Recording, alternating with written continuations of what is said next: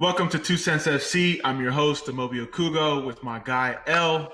Each week, we'll be discussing topics from around the soccer world, and I'll be giving my thoughts from the perspective of a pro soccer player. Can't believe it. It's episode 12. This week, we'll be discussing transfers and the anatomy of a deal, MLS player development, and then we'll do another round of one of our great segments, round of kits that were recently released. I know we got two Arsenal fans on. And I know they have a new announcement that they would like to get off their chest.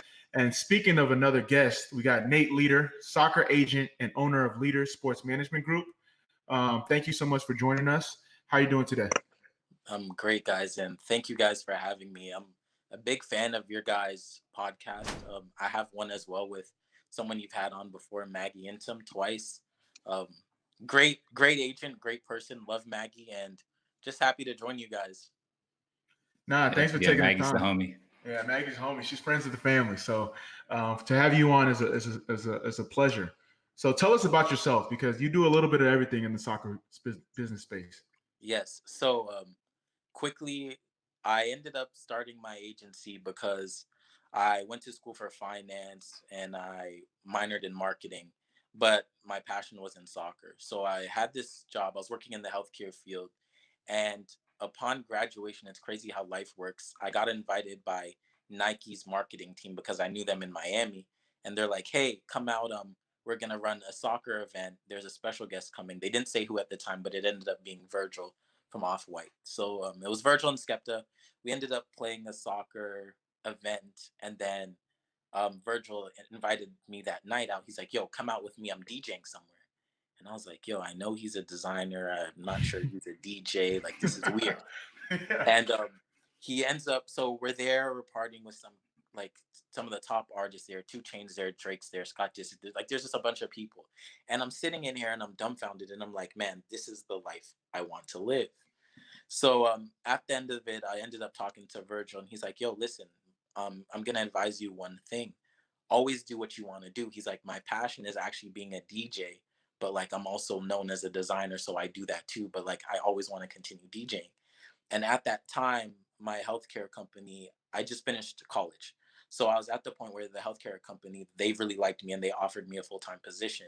And I was like, "Yo, I've always wanted to be an agent. There aren't many black agents out there that do like, and there aren't many good agents out there, period.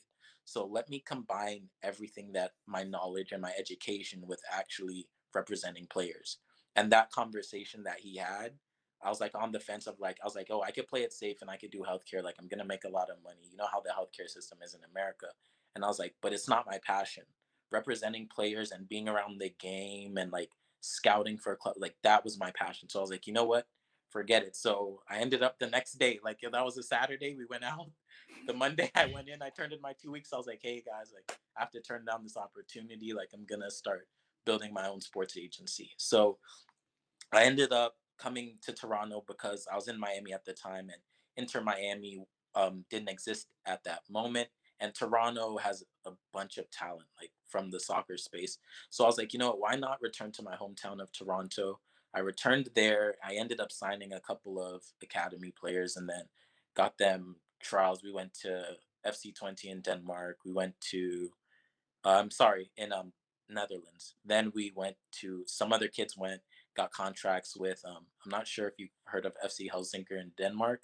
Mhm. Some signed there. Then some went to CPL, MLS. There's been some other work that I've done with just being an intermediary and brokering deals for players.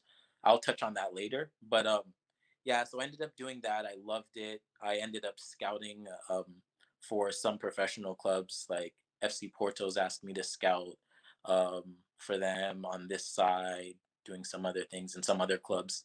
So it's just been a journey, and just being able to represent players like as an agent, it's so much fun because one, I get to one be a part of the game and like help build their careers. So it's just, honestly, it's a blessing just watching and helping kids build their career paths. Like my favorite thing is helping kids get their first contract, because that is just, you get to see all their hard work pay off as an agent and how happy they are. And also like when they start making money and like lucrative deals, it's just fun to be a part of. No, respect. So break it down because so you partied with Virgil and all these celebrities, and then you move back to Toronto. Then you become an agent. Like, talk about how it was like getting your first client. Obviously you had a background in sports, but how did that all work? So I ended up getting my first client because I played for a very long time. So once people found out that I was an agent, a lot of players, so I'm only 20, I was 23 when I started my agency. So Okay. a lot of players are around my age or a couple years younger I knew of. So my first client ended up being a player. His name was Isma Longo, and he wasn't playing anywhere at the time. He played in Venezuela. He played with the under 20s of Venezuela. And I was working with him. He had a couple of CPL contracts, and then he ended up playing with NISL, the new league with Stumptown United. That ended up folding. But then the top academy players I ended up working with, I worked with three: Stephen Yates from Toronto FC, Kunle Dadaluk, who was at Atletico Ottawa, and Zach Abdi, who was Toronto FC's top goal scorer in their academy. And I just got referrals from other coaches who knew me at that Hmm. time. That's how that worked. So, and then after that, I started branching out and I ended up going on scouting trips to Senegal and Gambia. And then some of those clubs there, they had players that were actually playing in Europe who reached out to me as well. And I'm working with a few now. And I'll talk about one of the transfers that I'm going through right now later on. But yeah, it was just coach referrals. Then you know how players are. Once players hear like, "Oh my God, you have this young black agent. Yeah. Who is he? Like, who is this guy?" Because I'm brand new to the agency business. But once you start doing well for players, you just get a whole bunch of referrals from like three or four of their teammates will then reach out, and then that's just a domino effect, and then yeah, that's just really how I've built it, my agency out. No, that's what it's all about. When an agent does good work, that's when they usually, start growing. Can you talk about that though? Because, there's a lot of people that want to be agents, but I don't want to say it's frowned upon, but it's hard to break in. It's hard to get through. So what advice would you have for, especially a young, black individual that wants to get into the sports business side from an agency standpoint? Yeah, I that's a very good question. I would tell you guys that one, every single young agent who started with me, there's none of them have stayed in the business. There's been multiple things that I've experienced myself because being a young black person in general, going to speak to MLS clubs or any club in general and sitting with their like CEOs and their technical directors, they always look at you and they're always like they don't want to take you as seriously as they should. So me, for instance, one of the first things I did, guys, I grew a beard. I was like, all right, I gotta grow a beard. Gotta look a little older because people are looking at me and they're like, yo, who is this baby? But then when they realize how smart you are and how intellectual you are and you understand the game and you have your players' best interest and you're a good person in general, clubs are gonna work with you. I would say there's no guideline to how to be an agent. So when I started out, there's a lot of things that I did that I will not do now, like in regards to the way I would talk to clubs or the way I would negotiate deals. You always have to like stand your ground, be firm, and always have your client's best interest, and know when to say yes and know when to say no. And that's the hard thing when you're trying to become an agent is if your player wants to make a move somewhere, and in your gut you don't feel like it's right, but you don't want to disappoint your player, you should definitely go with your gut and tell them, hey, always advise them, hey, I don't think this is the best move for you, but if you want to do it, I work for you. Like you have to always let your players you work for know that you work for them, and also don't give up. Like if one player turns you down because maybe you're not a known agency, Mhm. because that happens a lot. You would see a lot of players signing with big agencies, but not necessarily being taken care of like a boutique one would. So know your strengths and weaknesses and focus on that. Like if you know, like, hey, I have a good network in a few clubs. Work with those few clubs because those coaches will tell you which players you should approach, which players you shouldn't approach. Maybe they will tell you, hey, we're gonna sign this player, so maybe you should start talking to him. Or if you have better connections with brands or marketing, use that to leverage your way to clients because being a footballer is what football players do best. They don't need your help on the field. You don't need help with that. But if you know I have connections at Adidas or I have a strong connection at Nike, then you leverage those connections to bring it to the player and be like, "Hey, listen, my friend works at Adidas. He does all of the contracts for players and boot deals. I can get you one literally right now." Where other clients may not have that, or you can tell them, listen, I'm a small boutique agency, but I'm fully invested in you because I don't have a huge roster, so whenever you need me, I can be there for everything. N- That's where a lot of players get lost because they want to sign with like the clout, but it's like you can have someone who's a small agency that will do the best things for you always.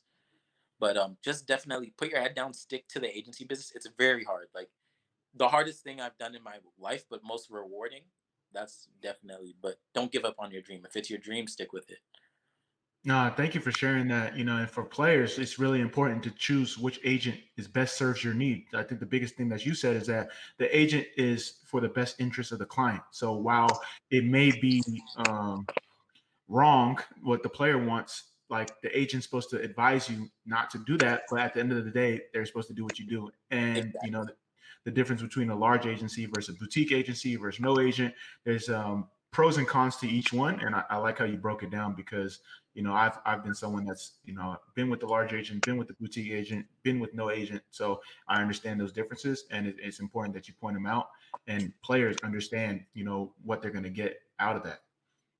Exactly. And you mentioned being a scout. So how does that work? Like being a scout for a club, looking overseas, whether you have like a certain market, whether it's Toronto Okay. market, North American market, how does it all work? So being a scout is like it's so fun to me because you get to watch so many players. So for if you're scouting, I'll break it down three ways. So because I've done all three. So independent scouting is just scouting for maybe a game or an event. So I've been asked to scout for the under 17, under 20 CONCACAF tournaments for clubs in Europe because they don't necessarily want to send scouts all the way over here, Hmm. but they were like, okay, well, we have a relationship with you. We know you have a good eye for talent. So we're looking for this specific position. Can you go watch these specific players? And then you could do that pro bono, which means you don't necessarily sign off with that club to be their exclusive scout because that can also hurt your bag because it's like, well, if I'm just doing it for you guys, then I Yeah. have to wait for you guys to say yes or no because obviously clubs are protecting themselves, so they put in contracts. Well, we have the first rights to every player that you scout. So you may find a player and know that as an agent, okay, well, this club needs this player more than this player, more than this club, but you have to go to the club you signed with first, then it just becomes a like mess. But you can do it that way. Like that's more security though, because they cut you a check per month. They're like, okay, Okay. well, we have you on the.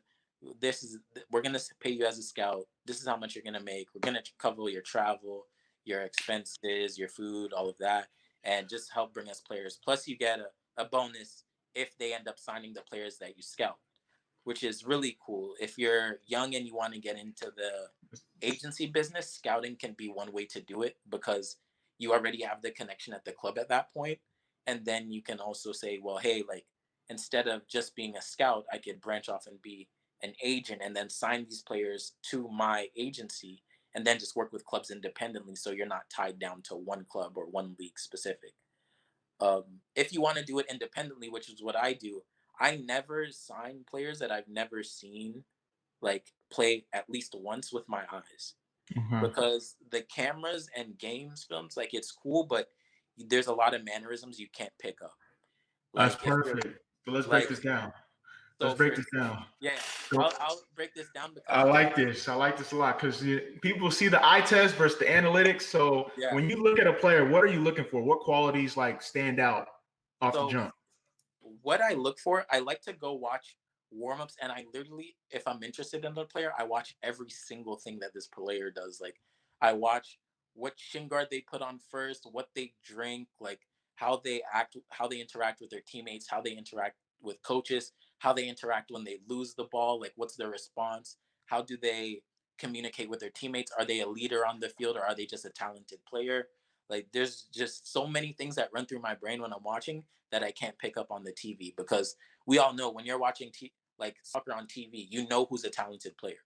Like you Yeah. can look on TV and see, okay, this guy's talented, but it's the small things like, okay, how does he communicate with his teammates when he doesn't have the ball? What does his positioning sense look like? Because I work with a lot of younger players as well, so I'm not necessarily looking towards them being superstar players. I look for the most talented, and I look at them and I'm like, okay, well, he has the physical ability to play at a pro level now. This guy has a really high soccer IQ. So depending on the age groups, if I'm working with younger players, I look more towards their soccer IQ and the way they react to certain things, and just if they're a good person. Then the older they get, it definitely becomes more cutthroat. Like, are you good? Are you a good player or not? Are Yeah. you like when you're like between 15, 16, 17, 18, 19, those are the ages where it's like you like you're gonna make a couple mistakes on the pitch. That's fine. How do you react to your teammates? Are you coachable or not? Because I've had clubs call me as an agent. I've had a club call me and tell me, hey, listen to me. All your player does is eat Cocoa Puffs for breakfast every single day. Like, I'm sick of it. So it's like little things like that for nutrition. Like there's just a lot of things as an agent you have to take care of, and I have to see with the eye, and like why scouts cool, all these scouting networks are cool, like, but I need to see how the player reacts, like, to everything. And I don't feel comfortable taking a player on if I don't see them in person once. That's just how I am. Like I know a lot of agencies don't, and I also, my first interaction with a player, I want them to know like I actually pay attention and I know who you are. So I would say something about like if I'm approaching a player, I'll say, hey, like say you're a right back. Hey, I think you're a great right back. Like going forward, maybe your crosses are a little off, but I think 1v1 defending, you're very good at. Like I think you're a very good 1v1 defender. And in this game that I saw you in, at this moment, I really liked how you played this way. Because when players receive those emails, they're like, okay, well, yeah, he actually knows what he's talking about, and he actually saw me play, and he's actually taking interest, as opposed to, hey, I want to sign you to my agency. Nah, that's really important that you talked about that. Like, it's all about the tangibles. I've heard of scouts like literally leave before the game starts because they just saw something in warmups and they're like, "Yeah, he's not going to fit within the squad." And like, I have my own stories. I mean, I had an agent come, or not an agent, but a scout from a Spanish club come to one of my games, and he left at halftime. And it was like I remember he gave like the report back to my agent, and it was like, yeah, great player, but the way we play, the way he plays, it wouldn't be a It fit. wouldn't fit yet. And I was like, what does that even mean? Like, I need like a full detail. Like, I was like, what does he mean doesn't fit? Like, you said I'm good, but I'm not. So it was just like things like that. There's a lot of detail that goes into scouting. So it's really important that you pointed that out for the players that are listening. There's more to it than just like how many goals and assists you get in the game. Yeah, just that's even an interesting point to bring up, because I have a story about that myself. When I was playing, I played with the under 15 U.S. national team, and I remember that one scouting trip they came on to see one of my teammates play, very talented player. The ref made a bad call, and he just was in disgust. He just spit, like not at the ref, like Oh just yeah, he just turned around and he just like and spit. And then when I was at wait, the who was the camp, player? his name was Jordan Duru. I'm kind of trying. Wait, what age group are you? I'm a 95. Oh, dang, yeah, you young in the game. All right, Yeah, I'm yeah, trying to yeah. So think. literally, I'm a 95. I was playing for Okay. Concord at the time, and then he just spit. And then the coach. So when I was at the camp, the coach told me, he's like, "Man, like we love this player. Like he's so talented, but like we just can't deal with players like that." And Yeah. then when in the back of your head, you're like, "That's not that serious." Like players are like, "Man, that's not that serious." Like, come on. But it's like the whole person, like scouting is crazy. And just like you said, I get reports that are very specific. Like, if I go through my phone right now, one report I just got, they're like, okay, I need a tall, number 9, athletic, physical build, at least 180 centimeters, like just crazy reports that are very Yeah. specific, where it's like, if he's 179 centimeters, we're not taking him because you did not follow our request to a T. Like the No, football world that's is facts. crazy. That's The facts. football I went to Germany one time and they were like, Yo, they were actually surprised because they wanted someone like uh, Conte. And I was like, well, there's only one Conte. Let's get that straight first and foremost. But they're like, no, someone that just comes in, breaks in place. So then I got there on trial and I'm like playing, like passing out the back. And they're like, wow, we were surprised. Like he can play a little bit, but we want someone that's just gonna be here and like break people up. And I was like, all right, this is, I mean, I could do that, but I could actually play a little bit too. So like when you It's talk about specifics, it's like specific. no, it is because even this summer I got a request from a Premier League club. They're like, listen, we're willing to pay $40 million if you could bring us this specific type of Conte-esque player. Like I got that Yeah. exact request. They're like, we want doesn't matter where they're from. We want a player who plays exactly like Conte, maybe in the French league, maybe in Senegal, maybe in Africa, somewhere, maybe in a smaller German division. But we're willing to pay 40 million if you could find us a player like that. Like, Very trust me, specific. Yeah. it's very specific. No, it's really important. So, with that being said, how do you handle it? Being a scout and an agent. Doing the intermediary stuff. Doing the brand marketing. How do you manage it all? Um, I don't sleep. Honestly, like it's so funny. When I talk to everyone, it's not a 9 to 5 job. Being an agent is not a 9 to 5 job at all. It's 24/7. I remember last year when I had players on trial in Denmark, I had a family reunion like that was planned for years. But obviously, I'm not gonna be like, okay, well, guys, like you can't call me, you can't contact me. But I Uh, was on like an 8 hour different time schedule than my players. And so I was like, okay, guys, make sure you guys get to the airport, fly off. I'm like speaking to the club at like 3 in the morning, making sure, hey, like they're about to go play, talking to their sporting directors 5, 6 in the morning, making sure their trials are going through, negotiating their contract while they're there, while I'm on vacation, while I'm trying to find Wi-Fi. Like in life as an agent is just nonstop 24/7, and you can't ever like take a vacation. You can't take any breaks. It's just always 100% of the time go go go go go go go. Like you can yeah. never stop. You have to stay organized as well. um that's one thing I'm always organized to a T. I have so many tabs on my computer open. I have so many, like my phone goes off all the time.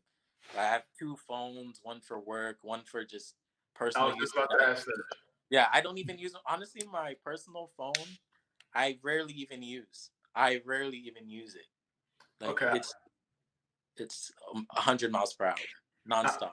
I know we're gonna get into like the anatomy of a deal, but do you have any crazy like transfer window stories where you're dealing with the deadline between two players and like you got two phones, your computer up, you kind of trying to figure out everything. Like, do you have any crazy stories around that? I can tell you, okay, I'll tell you one story that I'm going through this summer because I ended up working with a player. I'm still working with him actually, but yeah, I'm working with this guy right now.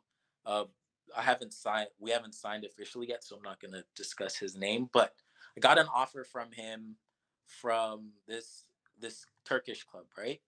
Hmm. Turkish club, they're willing to pay a substantial amount of money, like in the park, like just under $100,000 a month for this Hmm. player.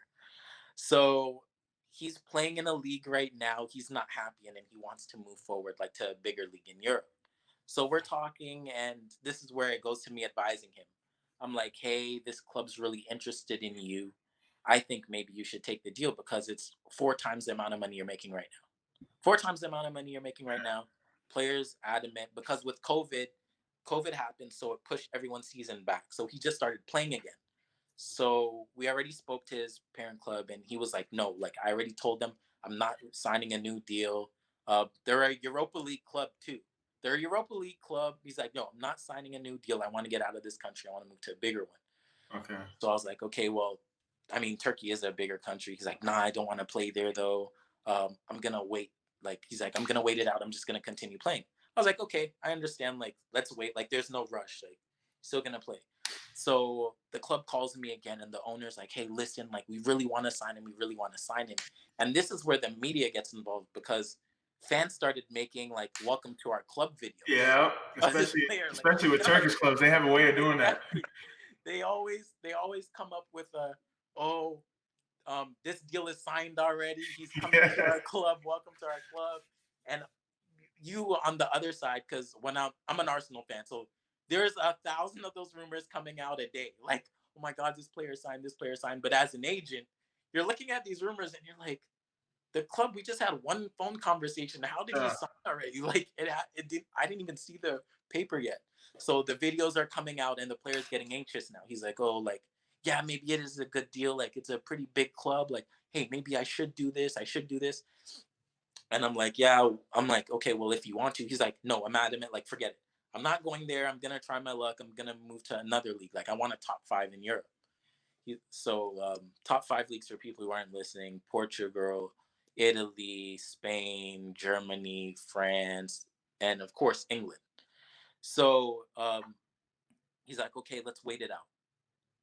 The next offer comes in. They're like, okay, we'll give him like now it's really close to 100,000, like $98,000 after tax a month. And I'm like, man, this is now 5 times the amount of money you're making. And me as an agent, hey, if he doesn't want the deal, give it to me. And I'm like, listen, as an agent, my thoughts on players playing is, if you're not a player like Kylian Mbappe, Neymar, Messi, like if you're not going for a Ballon d'Or, collect as much bread as possible. Like, because your career is so short, you don't know. Because this player is not a well-known player where even if I say his name, people are going to be like, they're probably going to be shocked to hear the figures that clubs are offering. Like, honestly, they'll be shocked to hear the offers. So it's like, if you're like not mid-level player, but if you're a less known player, you need to collect as much money as possible because your career is short. And what are you going to do after it? That's so my advice was, hey, like, I know you want to go to a top 5 club in Germany, like, or top 5 club in Europe. They're not going to pay you this turkey money. I know that they're not going to. You'll take less, but that's what you want to do for your career. Do it. Fast forward, plays next week, and then he ends up tearing his ACL. So right now we're in the process. So you can imagine what happened right after that happened. Right after he turns down signing with this club. Well, not even, we are stalling actually. We didn't even turn it down yet. We're just stalling because we're like, I'm going back with the club. Oh, we just want to weigh all of our options. He's a free agent. So what are the bonuses looking like? Like, what's this song? Like, we're just working on like stretching it out. Like, I would purposely, like as an agent, if I know a player's waiting, I'd purposely respond a couple of days later. So to bridge the gap of like constant communication, because then deals have to be signed. Like, okay, we cross this off, cross this off, cross this off, cross this off. So what are you guys gonna do? Ends up tearing his ACL, and now it's like the player's panicking because he decided. You got no leverage now. Yeah, there's no leverage, and now you're a free agent, and your contract's up with your current club.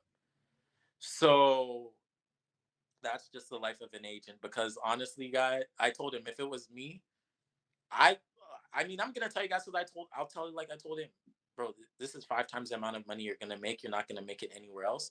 It's a higher league, or the country's a higher league that you're playing in right now. Collect your money, and then you can always make that jump afterwards. Like, we could work on a transfer afterwards. But me as an agent, I always like to have players have no less than 18 months on a contract, because at least it's guaranteed money. When you start getting like real close to like, depending on the leverage the player has, if you start getting real close to that deadline, then it's like, okay, well, we have 6 months left, 8 months left. We got to start like finding you a new move, negotiating deal. And I'd rather push a transfer through than you being a free agent and then ending up in this situation. Exactly. My lesson would be, strike while the iron is hot. You can always make moves after. What you got, El? Yeah, that's actually a perfect segue into this anatomy of the deal topic that I wanted to cover. So we know that a transfer can make or break, a team's season. It could mean Champions League, or it could mean mid-table or relegation. So Nate, can you break down like what the anatomy of a transfer is, from like engagement all the way to like pen to paper? Like, what are the steps, and like how does that typically go? So depending on the player's level, so if we have a top player who's linked with a big club, most of the time as an agent, your phone will start ringing. Like, clubs will be like, okay, well, we saw your player play, hey, or like it's just like the best way to describe it is when you post a fire photo on Instagram and then all your exes come back and they're like hey, how are you? Like, oh my god, I saw that. Like, you know What's what I up, big head? mean? Hey, big head. Yeah, what's up, big head? It's like I just spoke to you guys about the same player a couple months ago and you guys weren't interested, but now you guys are clearly interested. So they'll reach out to you.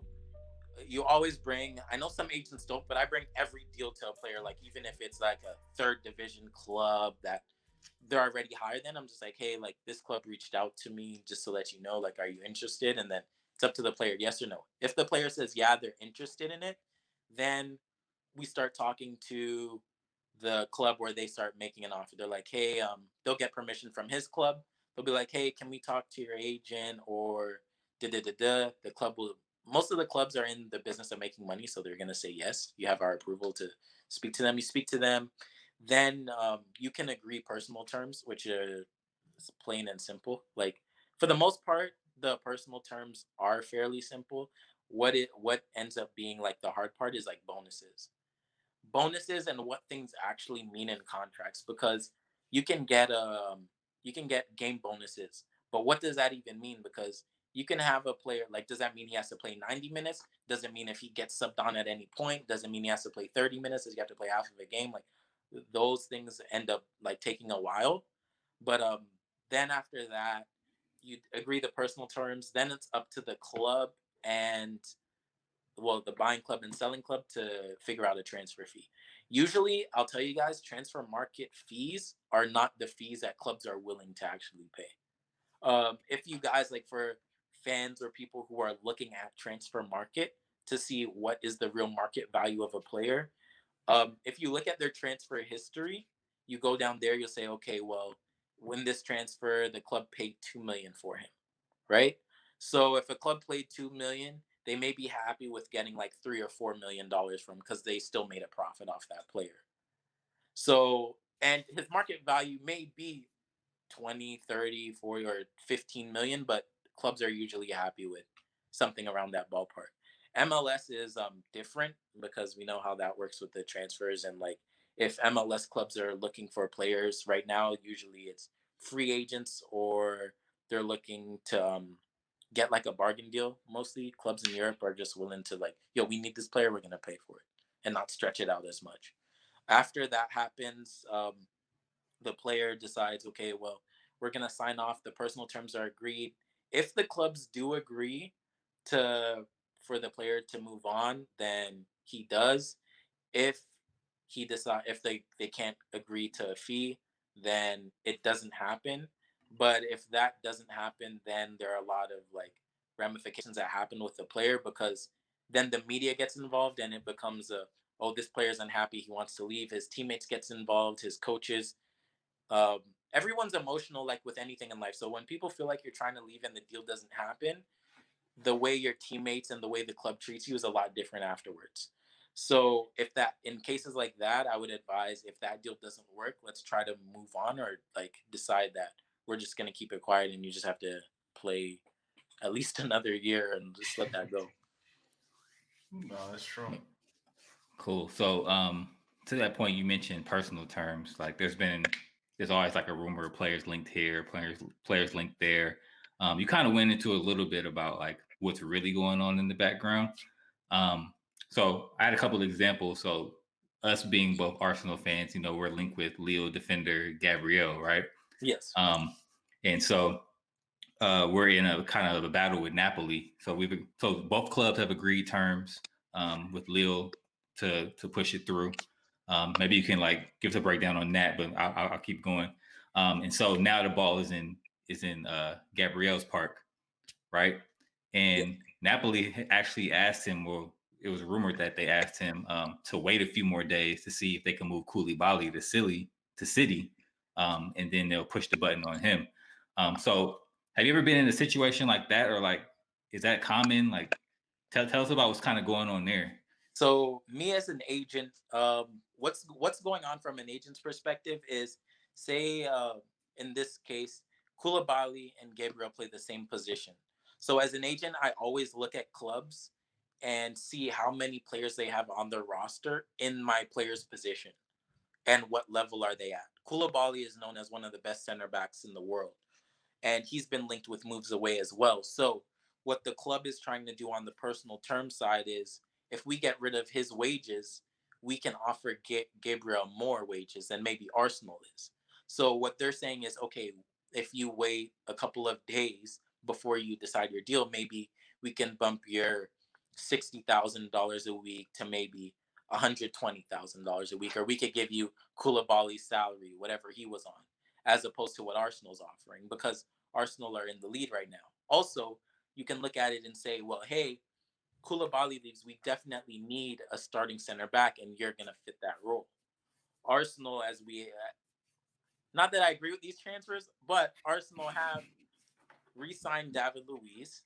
They did sign Mari, and they did sign Cedric Solar. So you're looking at that. And we also have to know William Saliba is coming back. So that's 3 center backs, a right back who they have signed recently. So you're looking at that as an agent and you're like, okay, well, there's much stronger competition. They haven't gotten rid of any center backs, where you're looking like, okay, well, will my player play? Is he going to have to fight for a spot? Like, I don't mind him fighting, but is he going, like, is it an uphill battle where he has to, like, fight in the trenches? Or is it one of the battles where, like, it's normal, like, you have to fight for your starting spot and it's actually attainable? Or is it one where it's like you have seasoned players who have been there for years in this position, so it's like, okay, well, yeah, we're gonna offer you, are you gonna get a fair share? Are you gonna play? Because if you're not gonna play, then there's no point of you signing to these clubs, like, from my perspective. Like, unless the money's too good. Because if the money's too, it also depends on where you are in your career. Like, if you're a young player, like, he's young, he's 20s, and I think young, he's 22.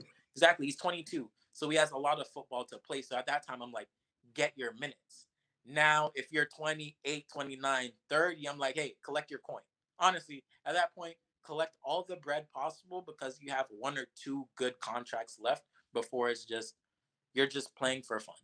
Yeah. So at his level, I would say, hey, man, go do both. Collect your coin and make sure you play. Me as an Arsenal fan, I'm like, Arsenal, hey, put the deal over the line, because the center backs that we have, I don't think are the ones that we need.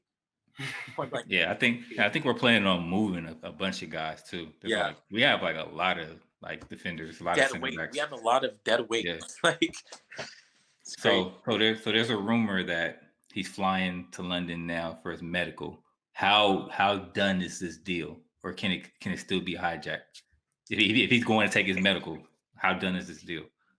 So there's been a history of that happening, where players do their medicals and then for some reason another club comes in and swoops them. I know that happened with Robinho. If you guys remember back in the day when Robinho signed with Manchester City, he thought he was at Chelsea. Like, and he said to the reporters, he's like, yeah, man, I'm so happy to be at Chelsea. They're like, wait, no, you're at Manchester City. And he's like, oh, shoot. Like, so there have been medicals that have happened where they don't, like, a club swipes in and they're like, oh, hold on, wait a minute. As long as you don't sign any moment between you not signing, you're like, happened with David Silva. It's frowned upon. With David Silva. Exactly. It is frowned upon. Yeah, that happened. That happened this summer. It is frowned upon, where you're like, okay, well, we already did all of this. You might as well sign. It's the assumption you're gonna sign. You flew here. You did the medical. Why have you not signed? But it's like, hey, I have to take care of my client's best interest and the player's best interest. And if they're offering me more money and the starting spot, like, guaranteed in a contract, because there are some contracts where you have, as an agent, if you could leverage it, which I've seen some contracts where it's like, if my player's fit to play, he has to be in the starting 11. MLS clubs are known for that.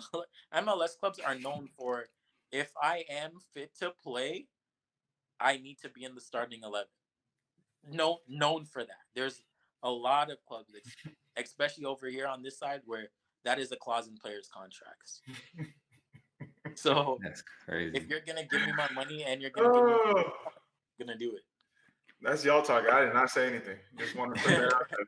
Yeah, we don't want you to get in trouble. But that's a perfect segue. Speaking of MLS, we know that over the past couple of years, there's been like a huge influx of South American players into the league. We got Miggy, Diego Rossi, PT Martinez, Ezekiel Barco, Jose tons of Almiron. Yeah, exactly. So tons of young talent coming in.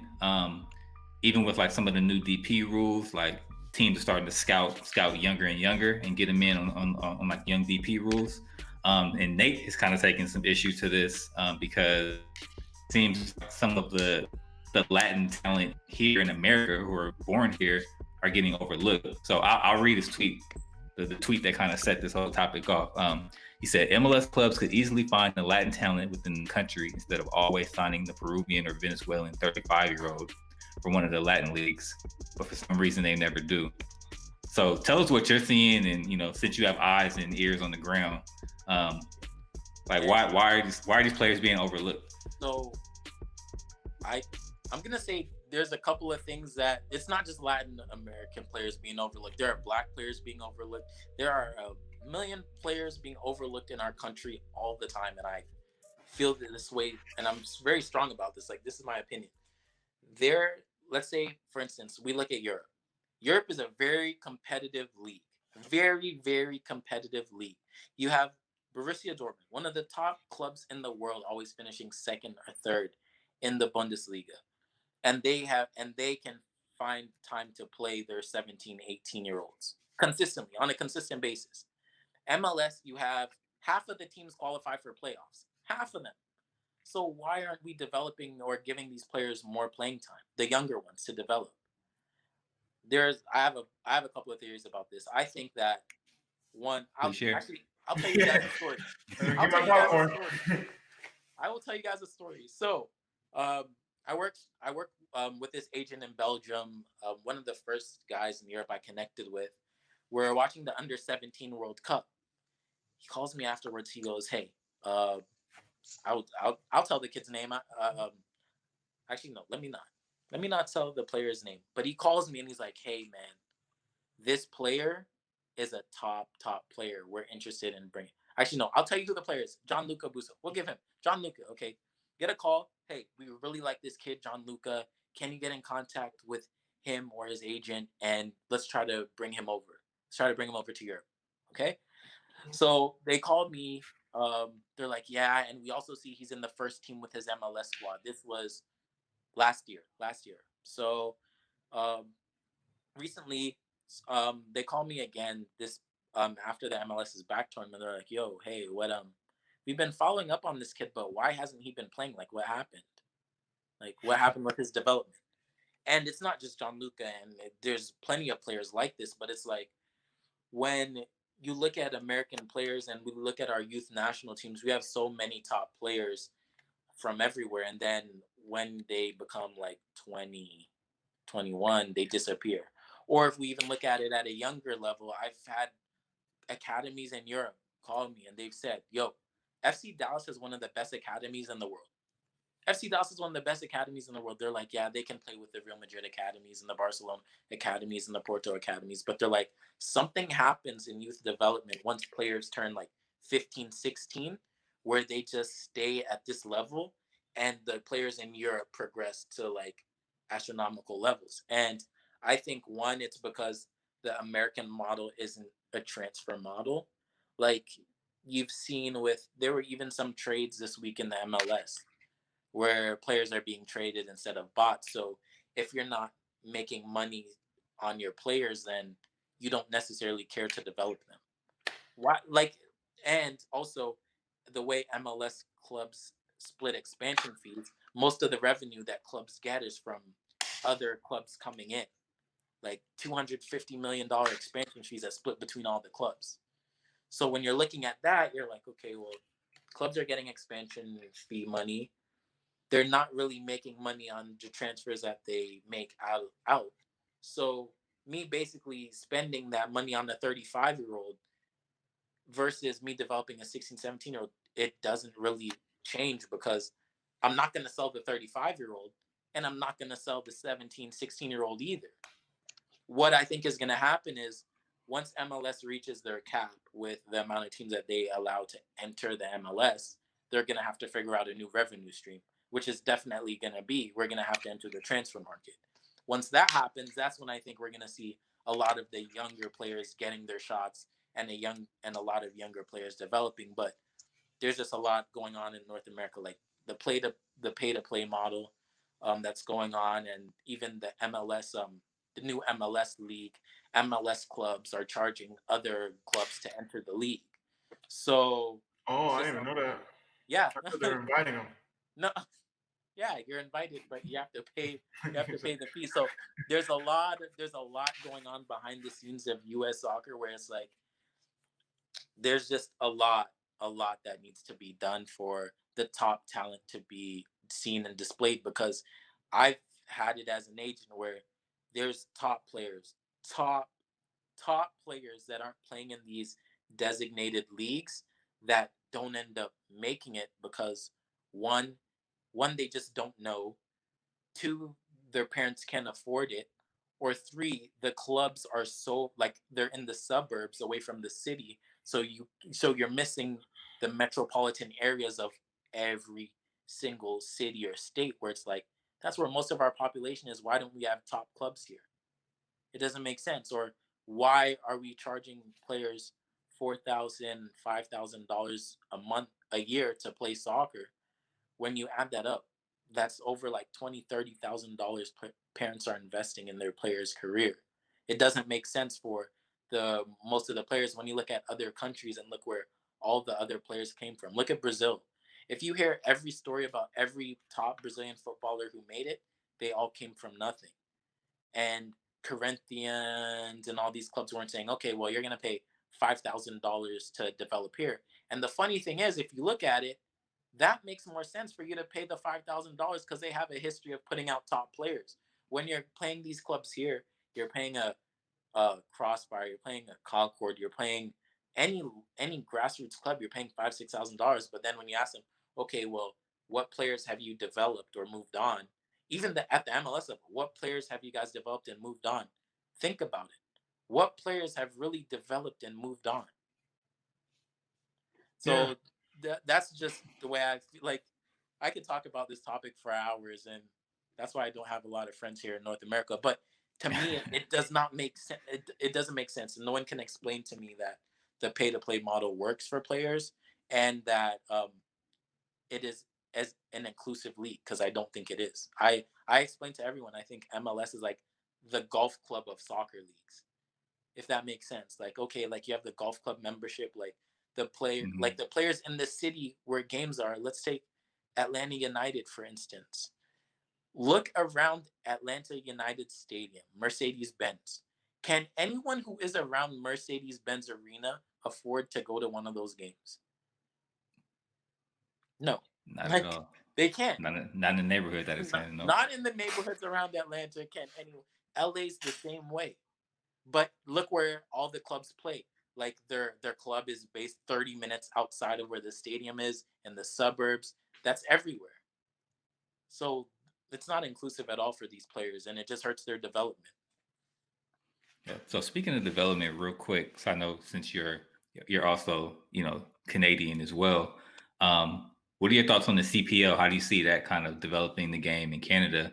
And where do you see them kind of competing with the US in terms of like developing players and getting them shipped out to Europe or wherever else they want to go?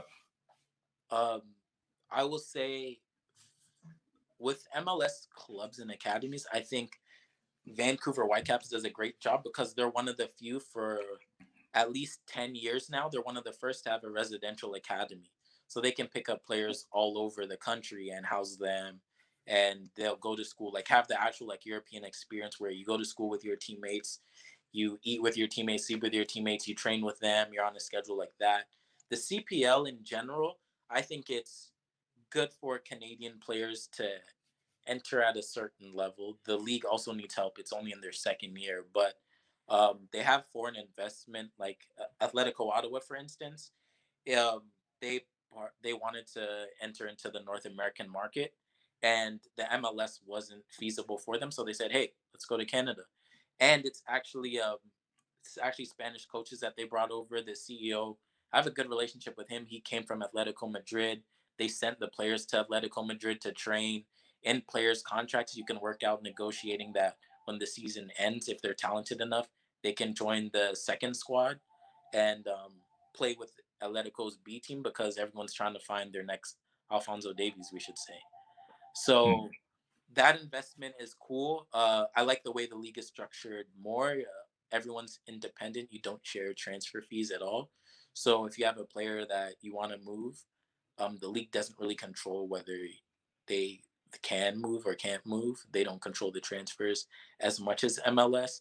The level is not where it should be because there's a lot of rules with which I like. They have development rules where you have to roster 3 players in your starting 11 that are under the age of 20. 21?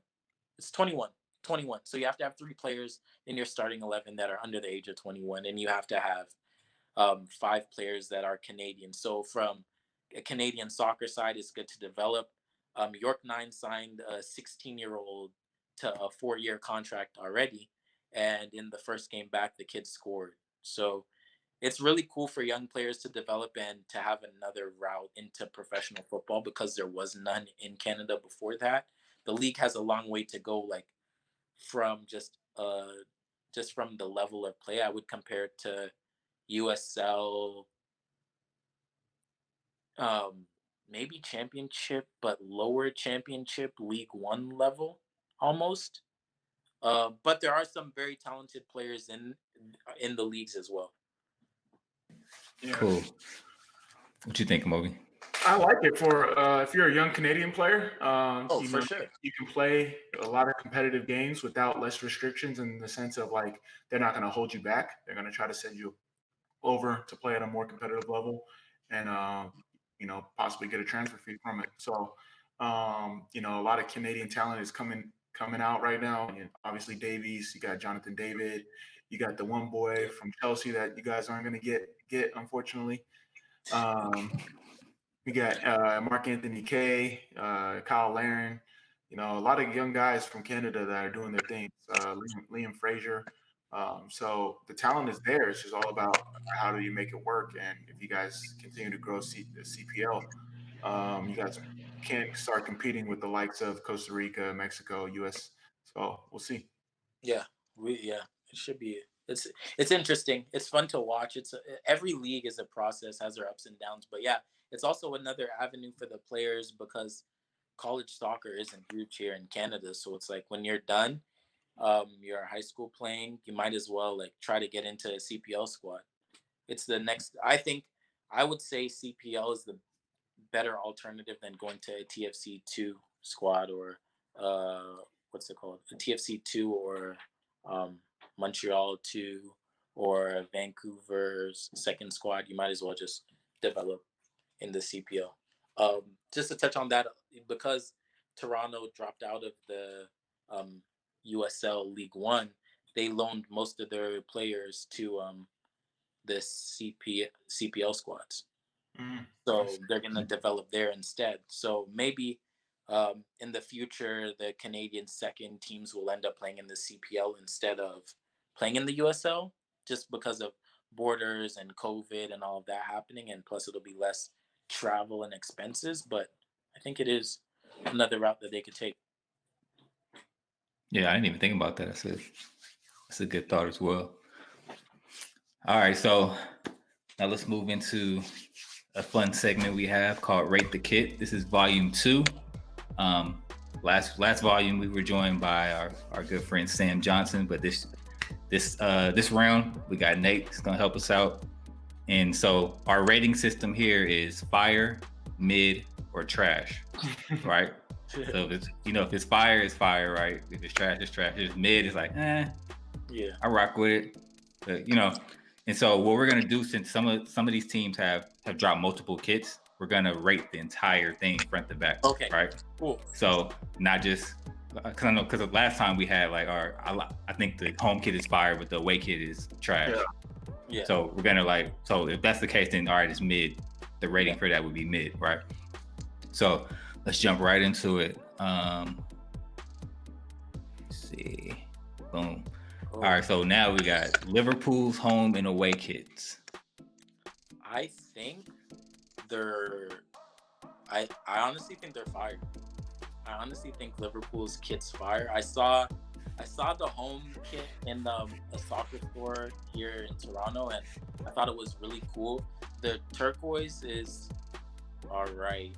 It kind of reminds me of the Arsenal kit that they had that was turquoise their last Puma year, I think. But yeah, I honestly like to see them in Nike. I think the kits are cool. They fit well. Fire. What do you guys think? Yeah, so with the red kit, the home kit, fire for sure. Shout out to LBF, my guy Aboon. It's similar to a jersey they have, so I like that a lot. I'm really big on how the logo looks within a kit. I think it looks good. The away kit, mid. I like the different with the turquoise, but it doesn't speak to like a Liverpool kit. You know, when you see Liverpool, you gotta have some accent of red in there. So I'll give it mid. All right, I'm gonna say mid on the home kit. It's just a little too plain for me. But I like some of the details, but I don't know. It's not really grabbing me. I'm gonna say fire on the away kit because I like patterns. I like busyness. I like craziness. That's kind of like my vibe. So I'm gonna say fire on that one. Okay. So overall, I'll give it a fire overall. Okay. Yeah. Rate it. All right. So now we got Barcelona home and away.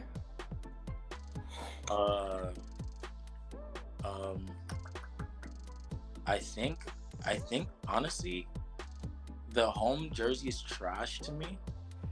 Like, I don't know. I don't. Actually, no. Let me say mid because Barca has had some trash stripes. Like, I remember I rate the classic.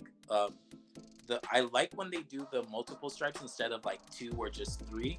So yeah, that's mid. The black jersey is fire to me. Like, I like all black jerseys and the gold accents. Like, I like black and gold together. I think it's fire. Yeah, that black away kit is fire to me. I like the black with the gold accents. Logo integration is good. Yeah, it just fits. I feel like the home kit is just a traditional red blue. I don't want to say it's fire, but I don't want to say it's mid too. So I guess I'll go with fire just because it's original. Yeah. Yeah, I'm gonna say mid on the home and fire on the away. Like Nate, like I'm a sucker for black and gold kits, so anything with like metallic gold and black, I'm going with it. Like, that's a jersey I would wear on the street. Like, that's not Facts. that's a lifestyle jersey. It's like the Barca jersey that they put out this year. You'll never know which season that came from. It looks like if they took one of their jerseys from 2004 and you put that on and compared it to this one, it's the same. But that's like a lifestyle jersey, the black one. You could throw that on with anything. It's fire. Yep. That's facts. All right, now we got Man U home, away, and the rumored third kit. The home one is generic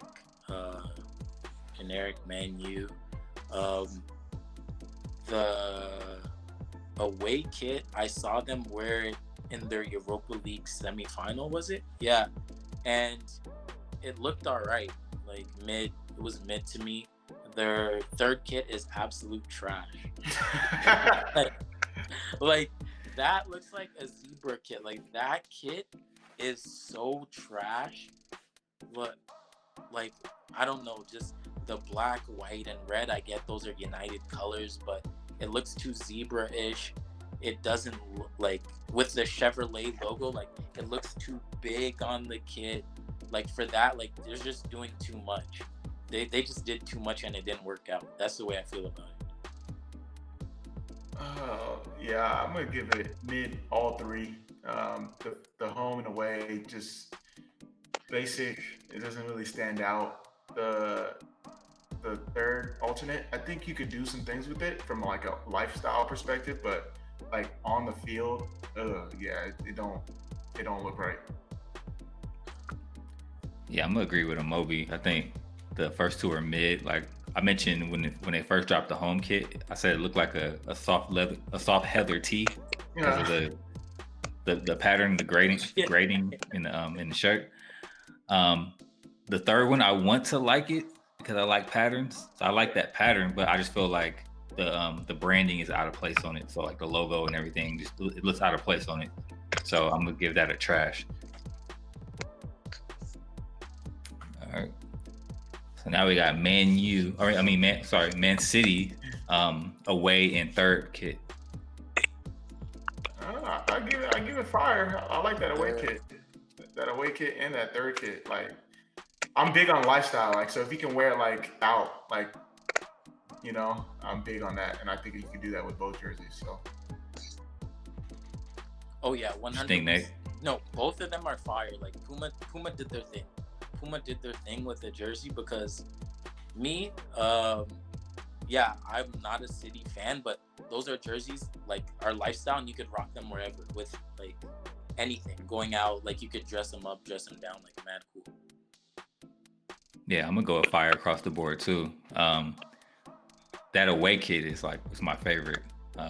Too bad I'm not a City fan. I can never buy it. But even the Paisley is a dope little touch. You don't really see that. You don't really see that kind of whimsy in the Premier League as much. So I think it's dope that they did. I wonder what color shorts they're gonna go with for that. Yeah, that's what I was thinking. Yeah, I want to see it fully kitted out, see how it really looks. But overall, I think that's dope. So fire for me. Now we got Crystal Palace home away in third kit. These are fire. Woo! Yeah, these are fire to me. Yeah. Okay. I'm gonna go with fire. All of them.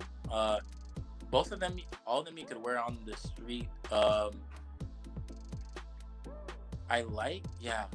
trying to see which one I like the most. The black one is the most fire to me. The black and blue ones, fire. The white one, you have trouble seeing the logo as much. Like it doesn't stand out. But I think both of them are fire, and I like the way the stripes don't go all the way up to the neck. Like they cut it off, and like it's blue, like at the top, where it's the solid color at the top. Yeah, I like them.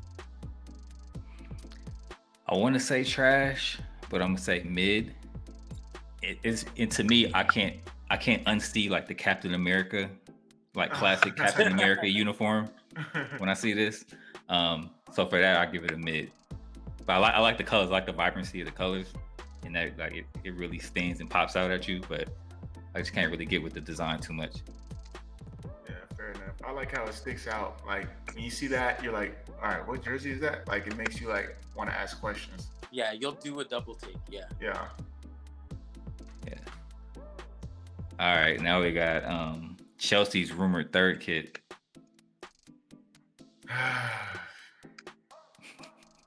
Mid. I'm not feeling any of Chelsea's jerseys besides the I think it's the home kit. This one's all right. I really still don't understand who the logo is, but whatever. Yeah, mid for me.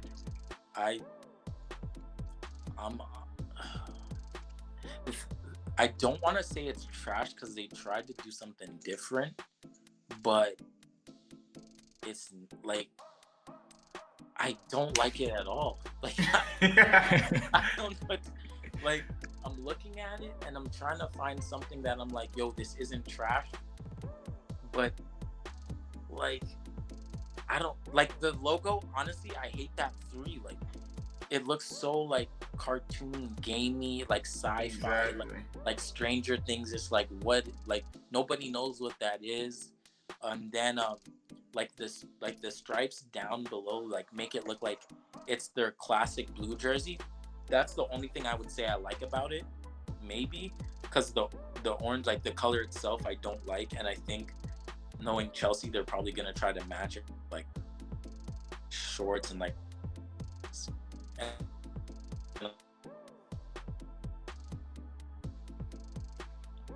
we're losing you a little bit, Nate.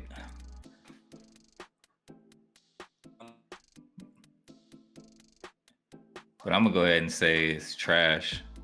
I can I accept don't get it. I can accept you saying trash. It doesn't really make any sense. Like, there's plenty of I don't want to disrespect whoever designed it, but come on, what y'all doing? I respect that you at least try to show respect to the designers. Yeah. As a designer myself, I Exactly. respect that. Yeah, it's a lot of hard work. So I understand. I can't make a jersey, so I can't be like, oh, this is trash, you know? That's why I always feel bad when saying something's trash. All right. The next one we got Arsenal's new away kit. They just actually released them today. I'm gonna say fire because I like the story. I think it's dope overall. I like the marble. Like so what's the story behind it? So the Marble Halls of Highbury, their old stadium. Mm-hmm. So there's a video that came out, kind of gave it like a little backstory, like going through the halls and like the statues and the marble walls, marble floors and stuff like that. Oh. Okay. So that's kind of the story behind it. So to that, I think it's fire. Like originally when the previews first came out, like it looked like blood splatters, and so it was still fire to me back then. But to see it now and kind of see it in person, like I think it's dope. Yeah, I mean, as a Chelsea fan, I can't say it's fire, but if someone were to rock it, I'll be like, I'll give him a nod. I'll be like, all right, I see you. So I'm gonna give it a mid. But yeah, I tried this jersey on actually like last week before it came out, and oh, so you got exclusive plug? You just not even gonna share? Yeah. So I'm gonna have to hit you later, Nate. Exclusive. So yeah, I tried it on and I didn't end up getting it. The only reason why I didn't get it, I don't like the way it was cut.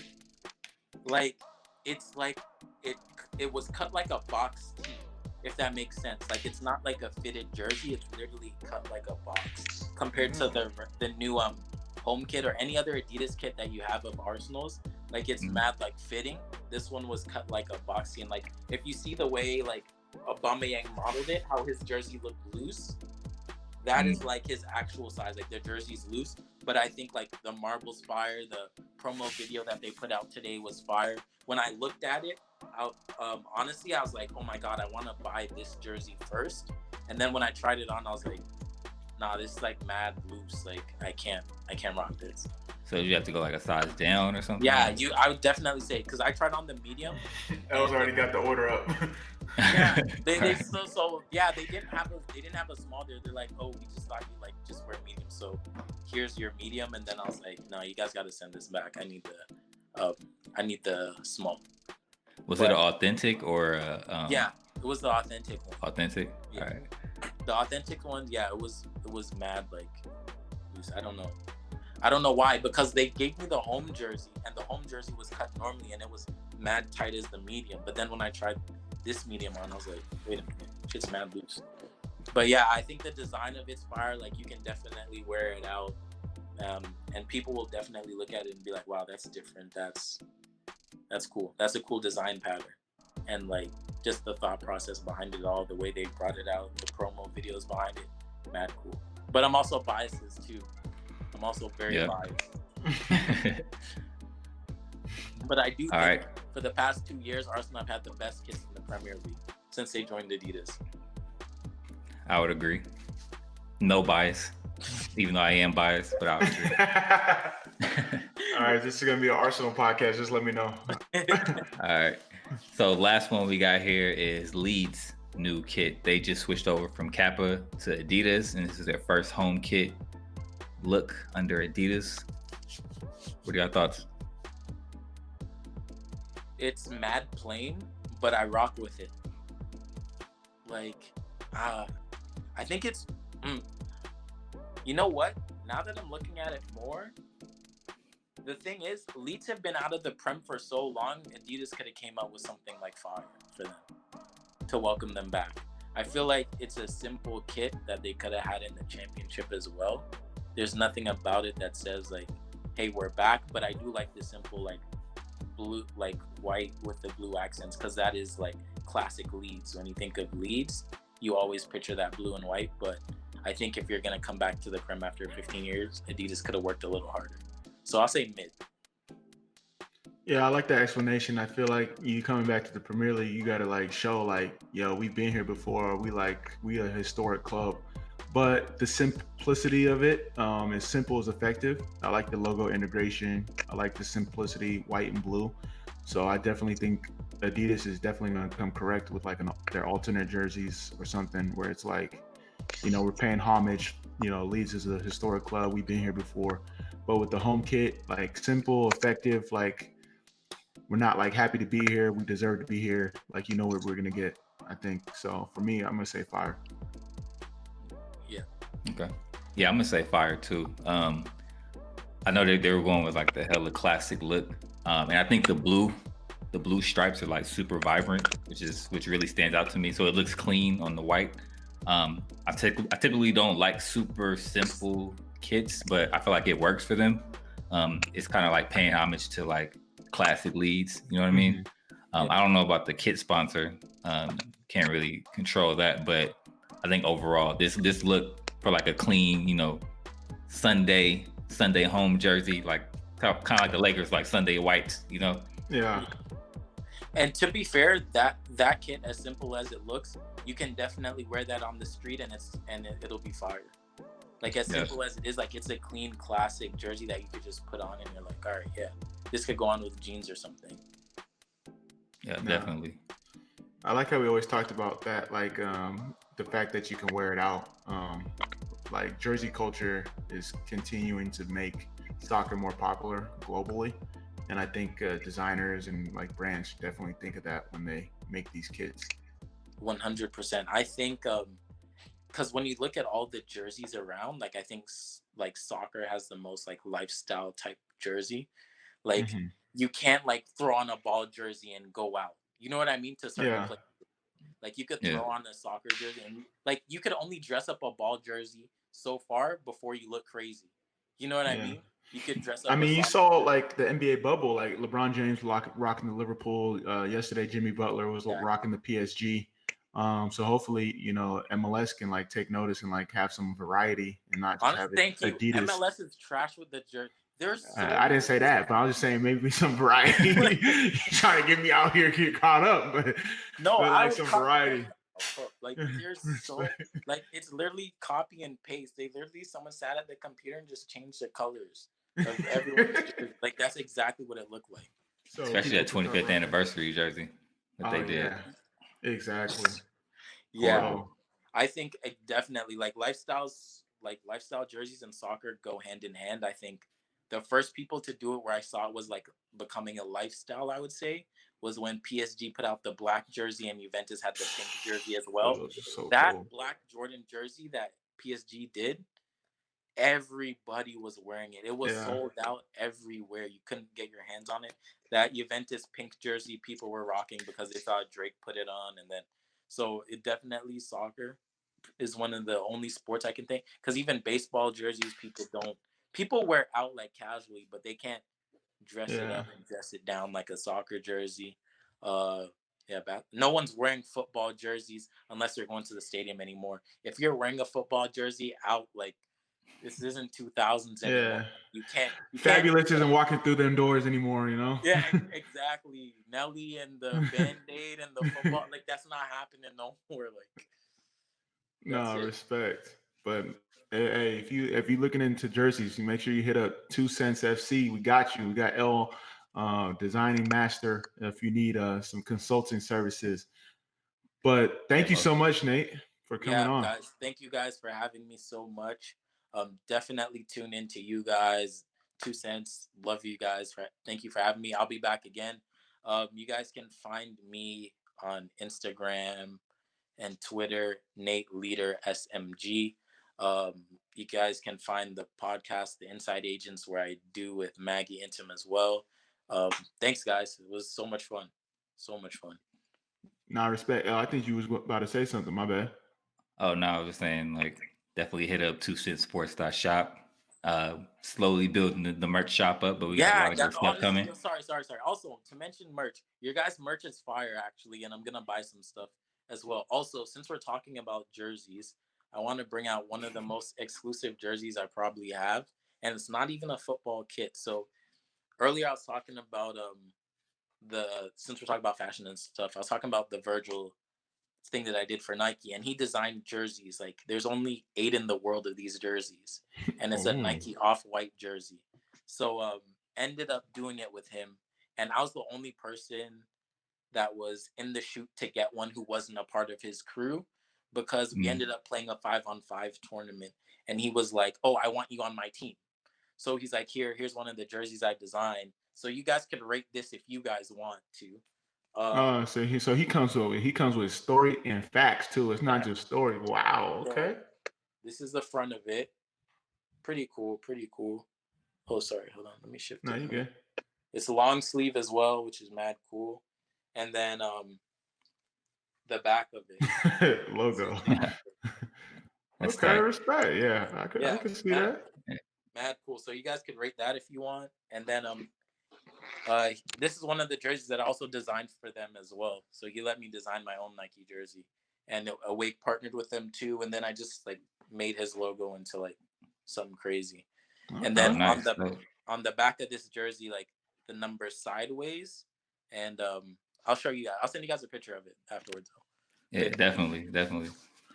But yeah, thanks so much, Nate, for coming through. We definitely got to have you on again, like after transfer window progresses. We need our resident correspondent. Listen, we're gonna have what's it called? Inside Agents times you guys 2 Cents FC episode. I'm telling you guys, exclusive one. Heard it here first. Definitely hit us up, man. Anytime. We ready for that. All right, guys. Thank you so much. So that's our show for this week. Subscribe, rate, and review. It helps us get discovered. Follow us on the socials at 2 Cents FC. As my guy L already mentioned, check us out on our merch, 2centsports.shop. It helps support the show as well. And tweet us your comments on the show, any topics you want me or L to discuss on the show. Once again, thank you, Nate. Every Friday, live and direct. You already know what it is. All right, guys. Thanks. Peace.